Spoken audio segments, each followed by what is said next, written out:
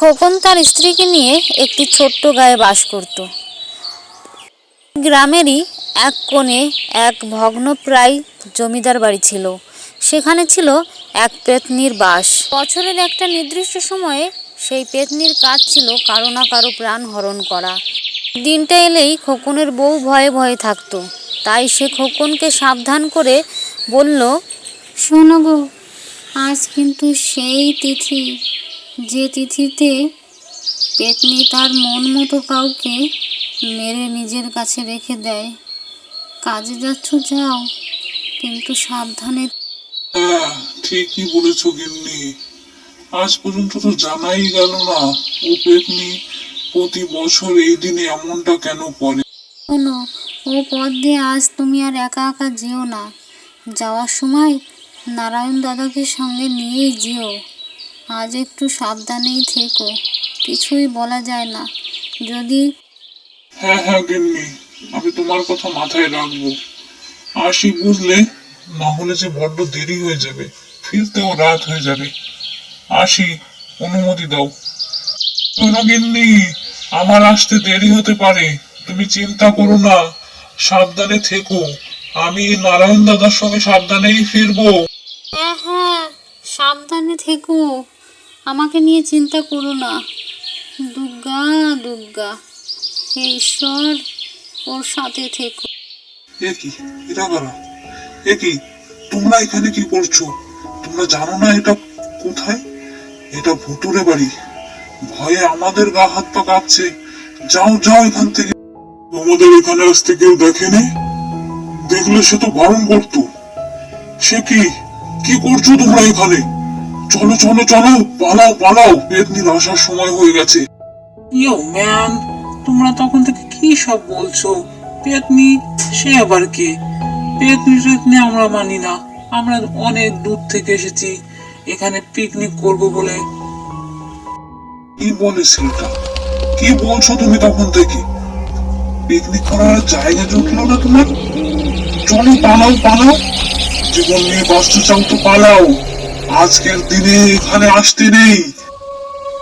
তখন থেকে আপনারা কে যেন পেতনি পেতনি করছেন, একটু বুঝিয়ে বলবেন প্লিজ?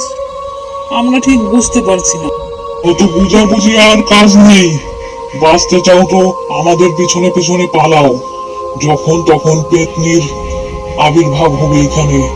চলো চলো চলো। দেখলে তো নারায়ণ দাদা, সে রাত হয়ে গেল। পেতনির আসার সময় হয়ে এলো বুঝি। আর যে কার প্রাণ যায়। আহ খোকন, আর কথা বলাস না, প্রাণের ঝুঁকি হয়ে যাবে। চল পালা পালা। দেখেছিস তো, আবহাওয়া বদলে যাচ্ছে, যখন তখন পেতনি আসবেই।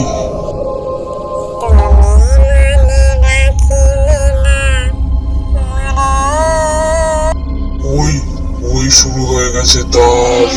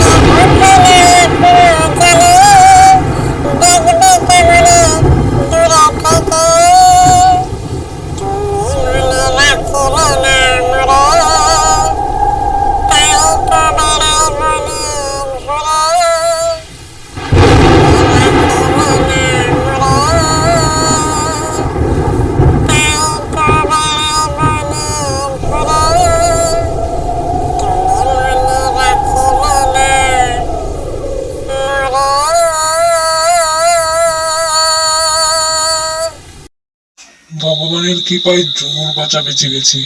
চলো তোমরা, আজকের রাতটা আমার বাড়িতেই থাকবে, সকাল হলে চলে যেও, কেমন?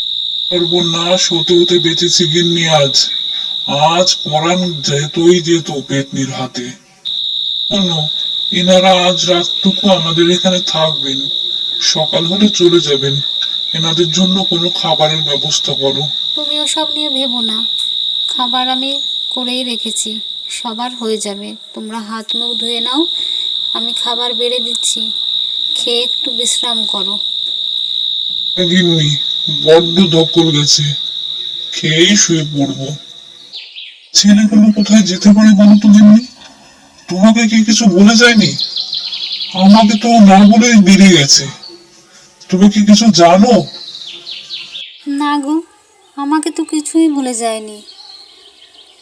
কি করা যায় বলো তো?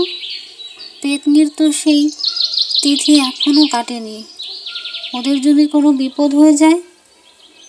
তুমি চিন্তা করো না গিন্নি, আমি ওদের খুঁজে নিয়েই ফিরবো। আসছি। পেতনি নাকি ভাওতাবাজি আজ আমি ধরেই ছাড়বো। তো কি বন্ধু, তুমি আবার সেদিকেই যাচ্ছ? তুমি ওই লোক দুটোর কথা ভুলে গেলে? আমি ভয় টয় পাই না, বুঝলে? আমি আজ দেখেই ছাড়বো ওখানে কোন পেতনি বাস করে। শোনো বন্ধু, ওনারা গায়ের মানুষ, ওনারা মিথ্যে বলে না। তুমি ওদিকে যেও না, আমি সাবধান করছি, তুমি যেও না। তোমার যেতে হলে চলো, না হলে আমি একাই চলে যাব। আমি কারোর কথা শুনতে চাইছি না এই মুহূর্তে। এই তো সেই ভূতিয়া বাংলো। এখানে দাঁড়িয়েই তো লোকগুলো পেতনির কথা বলেছিল। কোথায় সেই পেতনি? এখানে পেতনি থাকতে পারে এমন অনুভব কি তুমি করতে পারছো? লোকগুলোর কথা না শুনে সর্বনাশ হলো। বন্ধু, ফিরে এসো, পালাও এখান থেকে যদি বাঁচতে চাও। দেখেছো তো, লোকগুলো সঠিক কথা বলেছিল। আমি এই পেতনি টেতনি ভয় পাই না, এ মনের ভুল। তুমিও ভুল দেখছো, আমিও ভুল দেখছি। এটাই ঠিক, এটাই বাস্তব।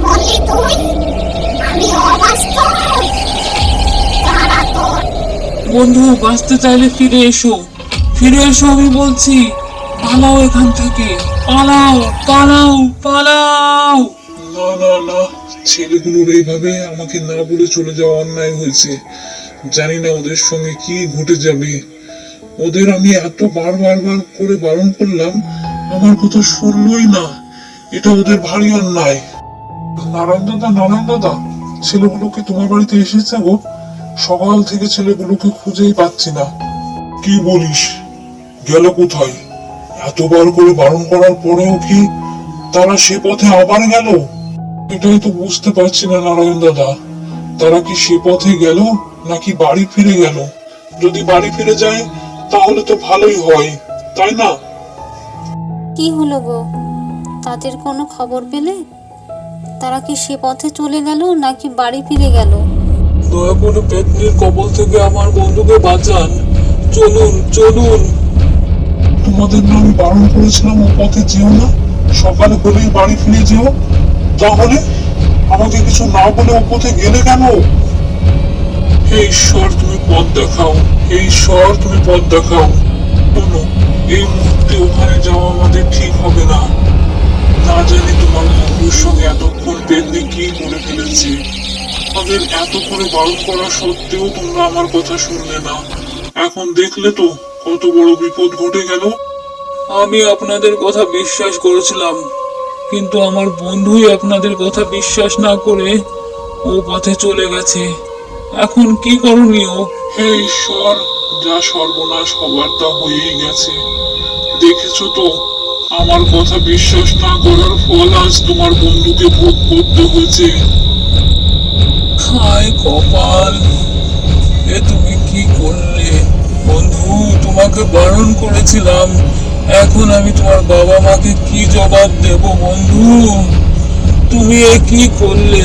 কেন এ পথে এলে? শোনো, তোমার বন্ধুর সঙ্গে যা হবার তা হয়ে গেছে, তুমি ফিরে যাও। এখনো কিন্তু সেই তিথি কেটে ওঠেনি, তোমার প্রাণেরও ঝুঁকি হতে পারে। তুমি ফিরে যাও, তুমি ফিরে গিয়ে তোমার বন্ধুর মা বাবাকে সত্যি কথাটাই বলো, তারা মানবে। কি বলবো গিন্নি, মনটা বড্ড খারাপ। ছেলেগুলোকে এত করে বোঝানোর সত্ত্বেও কেন যে তারা ওখানে গেল। শুধু শুধু অকালে ছেলেটার প্রাণ গেল। এই পেতনি যে আজকের দিনে একজনের প্রাণ কেন নেয় আজ পর্যন্ত তা জানা গেল না।